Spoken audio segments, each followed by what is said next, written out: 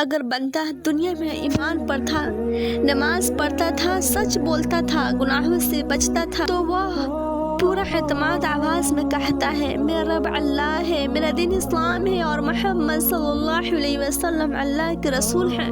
پھر اس کی قبر کو وسیع کر دیا جاتا ہے، نور سے بھر دیا جاتا ہے اور جنت کی کھڑکی کھول دی جاتی ہے۔ لیکن جس نے دنیا میں نماز کو چھوڑا، اللہ کو یاد نہ کیا، دین کا مذاق اڑایا، وہ کہے گا ہاں مجھے نہیں معلوم ہے، افسوس کاش میں سن لیتا۔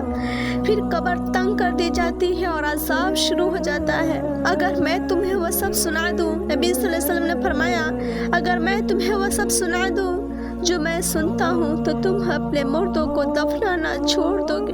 قبر میں انسان کے ساتھ کچھ بھی نہیں جاتا، نہ دولت، نہ رتبہ، نہ سونا، نہ زیور، بس نماز، روزہ، زکوٰۃ، تلاوت، سچائی اور نیک عمل، یہی ہمارے ساتھ قبر میں جائیں گے اور یہی ہماری حفاظت کریں گے۔